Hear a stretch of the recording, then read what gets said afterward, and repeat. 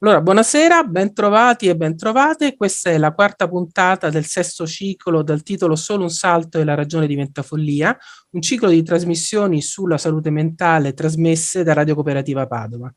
Oggi parliamo di un argomento complesso, la salute mentale, l'organizzazione dei servizi, criticità e prospettive. Per farlo abbiamo invitato alcune persone che hanno molte cose da dire. Questa sera non so se riusciremo ad esaurire tutto l'argomento perché, ripeto, è un argomento articolato. Sono il dottor Angelo Righetti. Buonasera, dottor Righetti. Buonasera.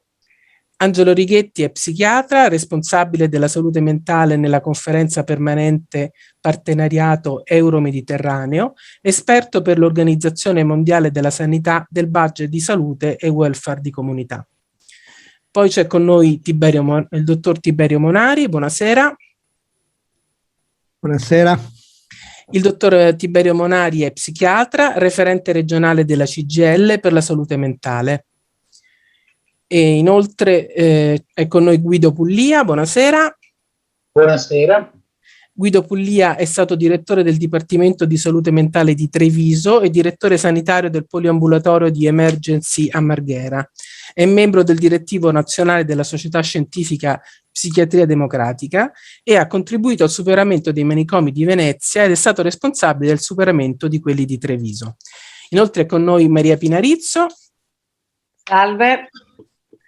Maria Pinarizzo è medico del Dipartimento di Prevenzione e poi direttore del distretto e ora in pensione. Nel 2018 ha fondato a Padova con altri sanitari, ma anche cittadini, un comitato a difesa dell'ospedale Sant'Antonio contro la chiusura dei suoi servizi per la cittadinanza. Il comitato si è chiamato SS Sant'Antonio, difesa dalla sanità pubblica. E fa parte di questo movimento, di questo coordinamento, che è il Coordinamento Veneto per la Sanità Pubblica, insieme anche al dottor Guido Pullia e credo anche al dottor Monari. Va bene, io volevo iniziare chiedendo alla dottoressa Rizzo perché nasce, che obiettivi si pone il coordinamento dei comitati per la sanità pubblica del Veneto.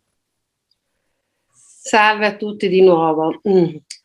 Allora, per rispondere a questa domanda vorrei fare una brevissima premessa che spero possa chiarire di più l'argomento.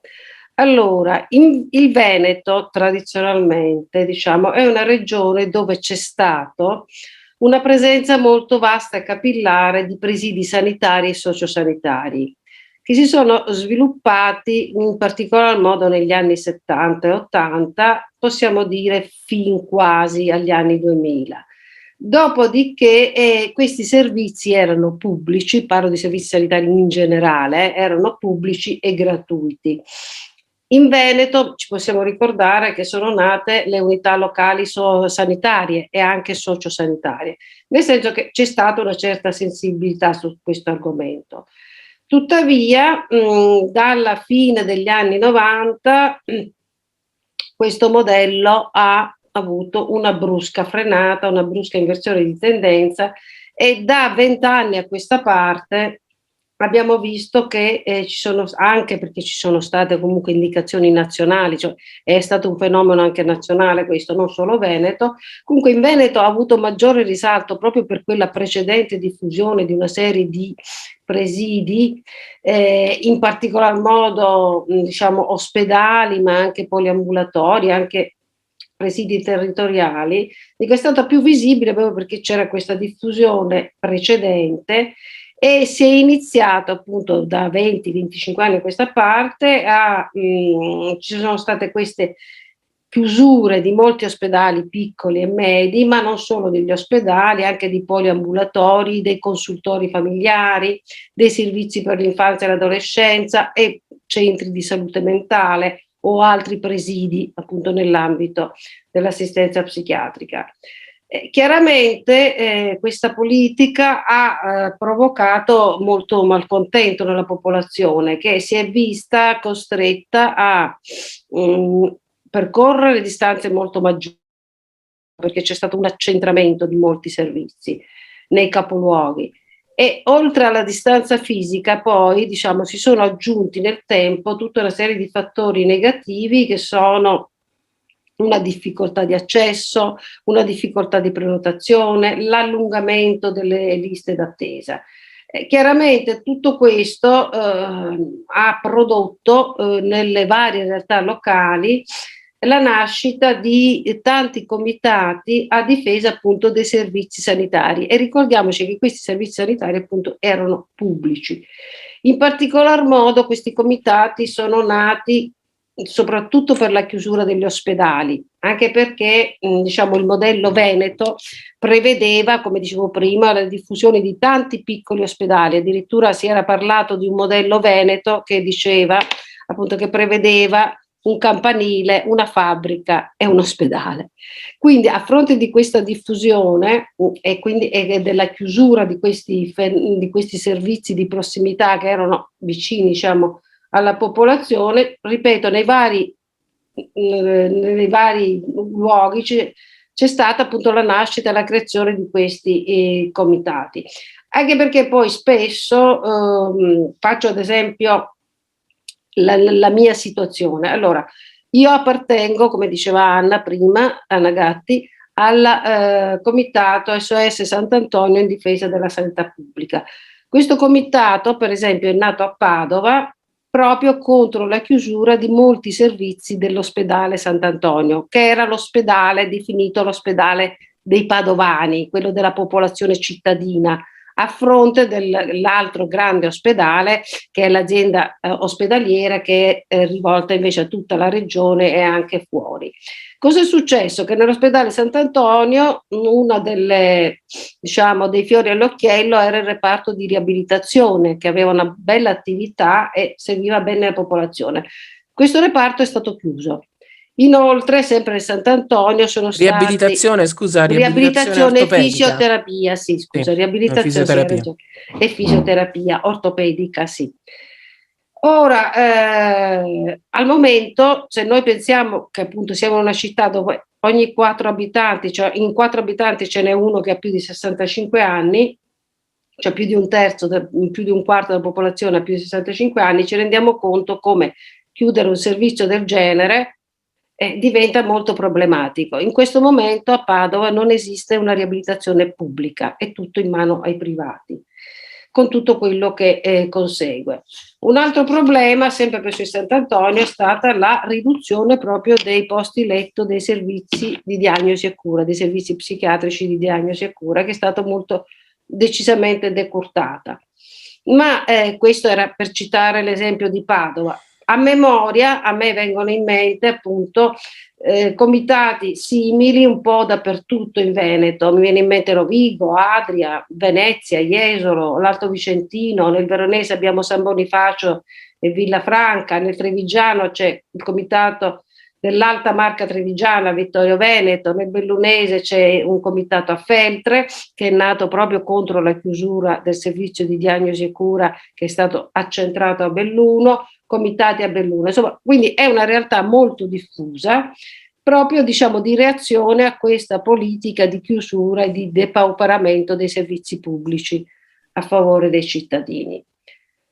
Questi comitati si sono riuniti nel 2019, abbiamo deciso di metterci in rete e di formare appunto questo coordinamento di questi comitati che ha l'acronimo appunto COVESAP e raggruppa tutti questi comitati. Lo scopo qual è? E lo scopo è proprio quello di condurre, visto che i problemi sono comunque comuni, anche se specifici, però sono comuni, e c'è il problema comune della difesa del servizio sanitario pubblico, e abbiamo già fatto diverse iniziative. Abbiamo fatto una campagna durante la pandemia a sostegno degli operatori sanitari e anche contro scelte della regione che apparivano abbastanza sciagurate in quel periodo. Da novembre 2021 abbiamo lanciato una campagna con un appello a difesa della salute mentale nella nostra regione. Come sappiamo, e siamo qua anche per questo, l'assistenza al disagio psichico è sempre stata una Cenerentola tra i servizi. Ci sono sempre stati pochi investimenti e, come vedremo, forse purtroppo continuano a diminuire, pochi investimenti sia da un punto di vista di finanza che di personale. Abbiamo assistito come Covesap, abbiamo fatto una piccola indagine in tutta la regione nelle varie province e abbiamo visto che questa è la tendenza purtroppo presente dappertutto. In tutte le province noi troviamo chiusure di reparti, citavo prima Feltre, ma anche Adria, anche Montecchio Maggiore, i servizi di diagnosi e cura sono stati chiusi e accentrati presso il capoluogo, gli orari dei centri di salute mentale sono stati ridotti, il personale continua a calare, abbiamo veramente una realtà molto molto grave, che non è onestamente addebitabile al Covid, ma semplicemente al fatto appunto che questi tipi di servizi sono sempre stati, diciamo, gli ultimi nella lista appunto degli investimenti. Per questo motivo abbiamo deciso appunto di fare questa campagna, alla fine diremo le indicazioni se si vuole aderire all'appello e cercando di sensibilizzare la popolazione rispetto a queste necessità e soprattutto anche contro una tendenza che pare rinascere con forza di ghettizzare e isolare questi pazienti, ma di questo magari forse parleranno meglio gli altri colleghi che sono anche psichiatri, quindi ne sanno sicuramente più di me. Sì, io volevo un po' approfondire questo tema del pubblico. Allora, intanto, forse sembrerà una domanda scontata, ma perché il servizio sanitario deve essere pubblico ed è bene che sia pubblico? E poi un altro argomento secondo me importante è che cosa ne pensate della presenza del settore privato nell'erogazione di un servizio di sanità pubblica e in particolare nel servizio della cura della malattia mentale? Che tipo di rapporti pensate ci debbano essere tra sanità pubblica, sanità privata e privato sociale? Non so chi vuole cominciare a rispondere su questo tema. Sì, magari dico io qualcosa in generale, poi invece appunto gli altri relatori, che ripeto sono molto più sul pezzo per quanto riguarda l'assistenza psichiatrica, approfondiranno. Ecco, io ti posso dire i motivi che secondo me perché appunto il servizio sanitario deve essere pubblico. Beh, apparentemente la risposta è molto semplice, però sappiamo che non basta. Il pubblico, cioè se il servizio è pubblico, appartiene a tutti, quindi può essere controllato. Però, come tutti abbiamo visto negli ultimi decenni, direi, c'è stato proprio un attacco furibondo al pubblico. Credo che tutti ci ricordiamo, diciamo, la famosa siringa che costava 50 centesimi in Lombardia e 7 euro in Campania, cioè il pubblico è stato visto come sinonimo di spreco e di corruzione. E il finanziamento è calato progressivamente negli anni e il personale è fermo come numeri a quello del 2004, cioè non si può assumere in sanità più persone di quante non fossero in servizio nel 2004, questo per le normative nazionali. Paradossalmente, ma neanche tanto, si è riscoperto il valore del pubblico grazie alla pandemia, perché tutti abbiamo visto in questa fase di emergenza che sono state le strutture pubbliche a reggere l'urto delle varie ondate del Covid e le strutture private o non sono state in grado o forse, non lo so, non avevano neanche l'intenzione di impegnarsi in questo campo. Con la pandemia abbiamo scoperto che il nostro tanto vilipeso e sprecone servizio sanitario pubblico sembra essere tra i più efficienti in Europa e anche se devo dire che appunto con tutti i colleghi che adesso lavorano, perché appunto come si diceva prima io sono in pensione e con tutti coloro con cui parlo sono veramente allo stremo, cioè sono veramente stati sottoposti a uno sforzo immane, tuttavia appunto continuano ad andare avanti e quindi, come dicevo, la pandemia ci ha fatto riscoprire il valore del sistema pubblico, cioè secondo me il servizio pubblico ha due grandi meriti. Uno che è quella dell'equità d'accesso. Cosa vuol dire? Vuol dire che tutti abbiamo diritto ad avere le stesse cure con la stessa qualità. L'altro è che appunto proprio perché è un sistema, I vari servizi sono o dovrebbero essere o comunque hanno l'obbligo di essere collegati tra di loro. Quindi, proprio perché appartengono allo stesso sistema, c'è l'obbligo di prendere in carico una persona e di continuare a seguirlo nella cura, lungo tutto il percorso di cura, cosa che questo non è evidentemente possibile con il privato, e l'abbiamo visto molto bene sempre appunto la pandemia nella prima fase in Lombardia. Quindi io direi che da questo punto di vista criteri di qualità e di equità di accesso possono essere garantiti solo dal pubblico. Nel privato sappiamo che è tutto correlato invece a quanto uno è disposto a pagare, perché solo in quel caso può avere eventualmente la qualità, ma sicuramente non c'è l'equità. Va bene, io volevo coinvolgere anche gli altri relatori su questo tema, che è il tema appunto del rapporto tra pubblico e privato.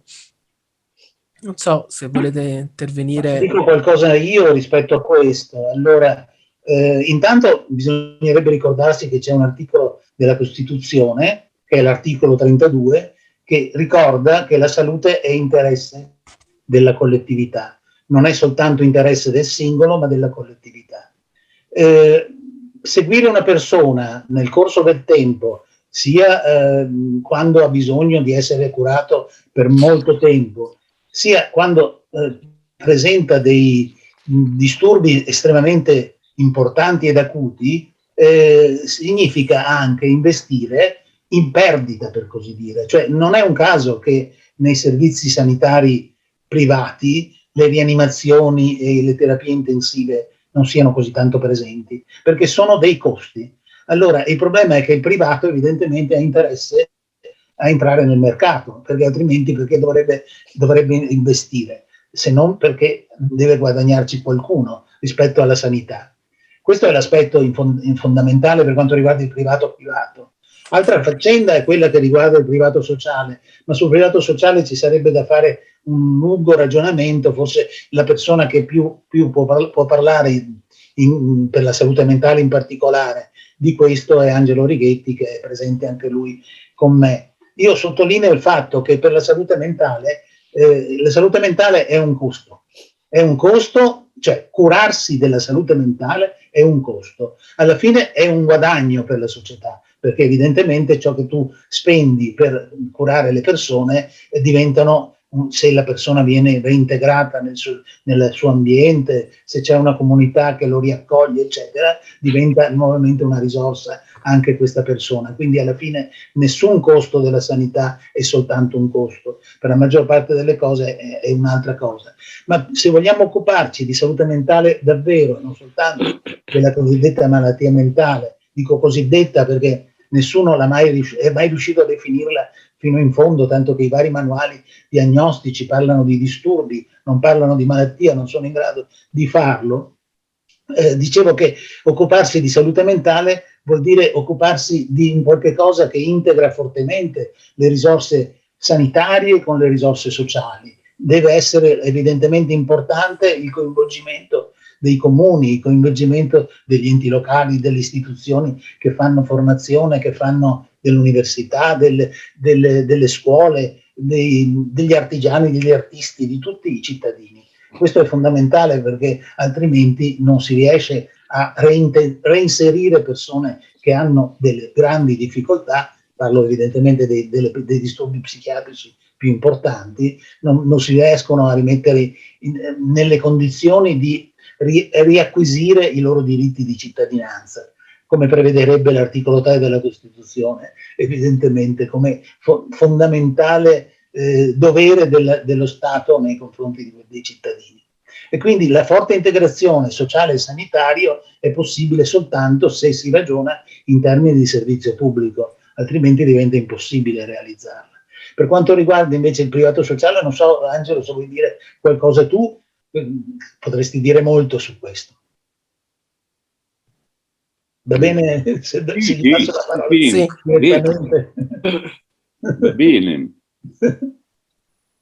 Vorrei solo ricordare però che noi sono 30 anni, fra pochi mesi, sono 30 anni che è stata fatta la legge 502 517 che ha sventrato il Servizio Sanitario Nazionale e lo ha esposto ad ogni e qualsivoglia possibilità per quanto riguarda il mercato. Vorrei ricordarlo soltanto perché quella è stata una data importante in cui finalmente le persone che volevano trarre profitto dal denaro pubblico si sono radunate e hanno deciso che era ora di smetterla con tutta quell'uguaglianza redistributiva, perché insomma c'era bisogno di investimenti e c'era bisogno di ricreare il mito del denaro. Nel 1992 nasce la prima vittoria della ragione soggettiva. Guardate bene, non pensate che sia di destra e di sinistra. Non è affatto vero che questa era una cosa che ha fatto l'inizio del berlusconismo. Non è vero, non è vero, è stata timida la risposta della sinistra, è stata interlocutoria,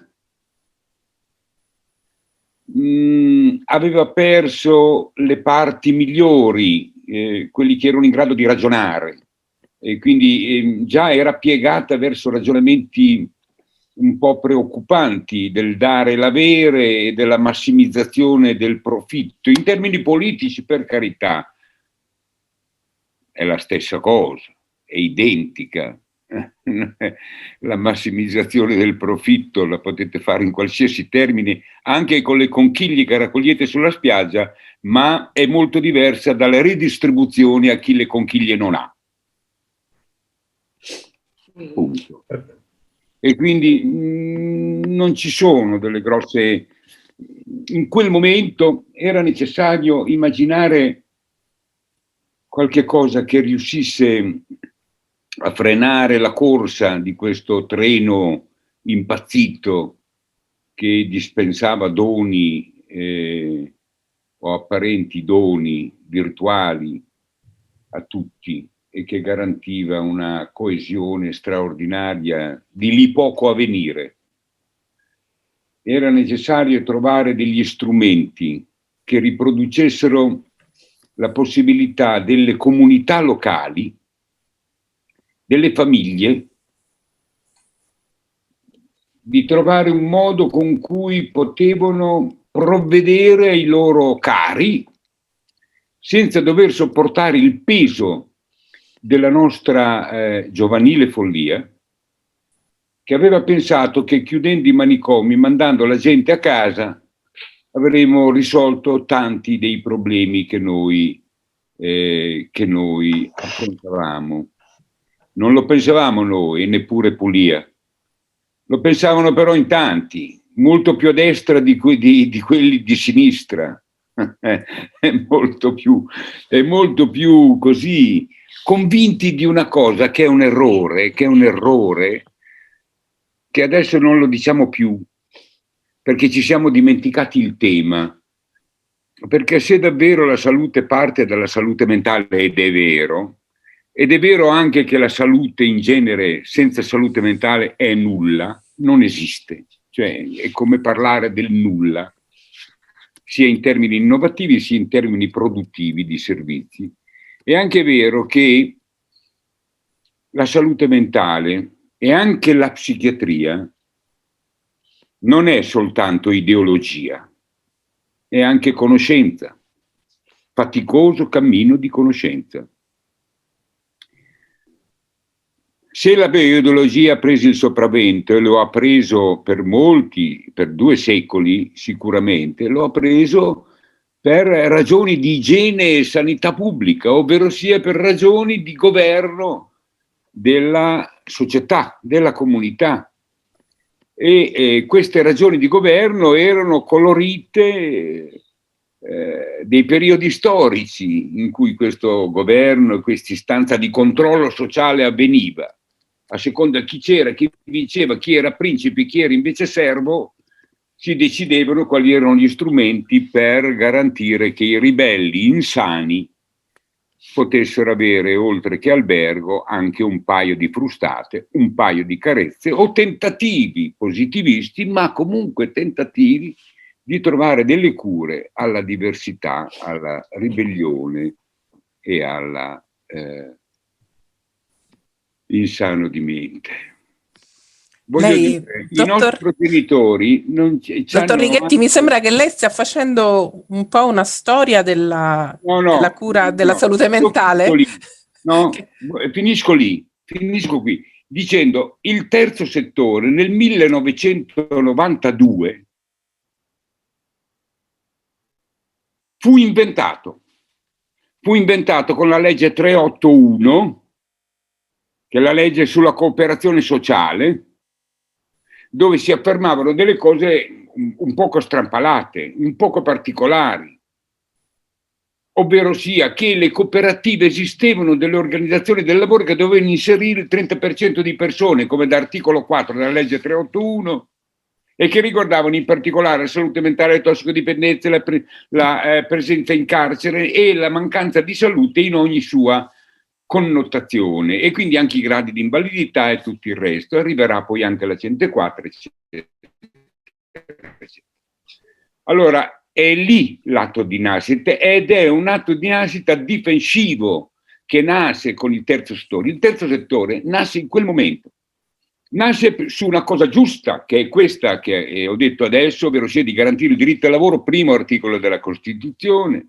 Nasce sulla falsariga dell'articolo 3 della Costituzione, cioè che è dovere di ogni cittadino combattere gli ostacoli di natura economica, culturale, sociale, che si frappongono alla conquista della partecipazione diretta di tutti i cittadini al governo del proprio paese, della propria città, del proprio paese e del proprio quartiere. Questo è la ragione della nascita. E perché nasce in quel momento? Nasce in quel momento perché è chiaro che avevamo tutte le esperienze alle spalle di come si era cercato di inserire le persone al lavoro, di come si erano tirati fuori i bambini dai brefotrofi, di come noi avevamo cercato di chiudere anche le case di riposo,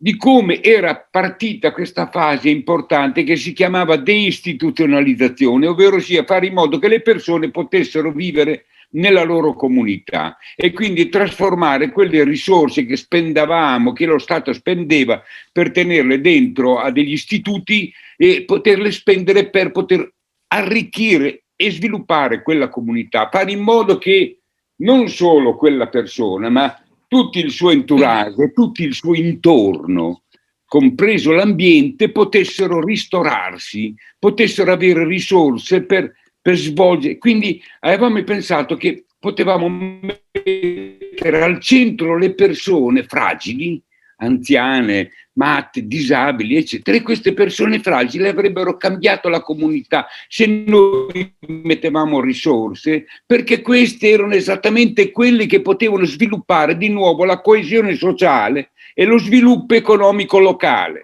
e fare in modo che i servizi li producessero loro, anziché andarli a comprare al mercato, che si profilava terribilmente desertico e terribile, come poi è avvenuto. Questo è l'atto di nascita del terzo settore. È un atto di nascita straordinario, di un tentativo disperato, in finale, dopo aver perso la partita, la legge 502, 517, 502, dopo aver perso la partita, vogliamo fare un altro tempo. Non è finita la partita, vogliamo un nuovo tempo. Tempo numero 1.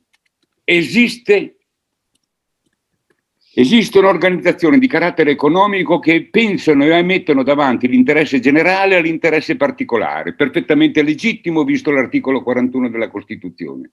Va bene? Questo è il terzo settore. Il terzo settore nasce per questo e si costruisce su questo. Va bene, io la interrompo un attimo perché questo discorso è molto interessante. Facciamo una piccola pausa musicale, perché ogni mezz'ora inseriamo una pausa e poi riprendiamo questo discorso sul terzo settore e anche sulla legge 502 e quella 517, che invece mi sembra di capire non sono state delle leggi che hanno dato un'impostazione non giusta, insomma. Grazie.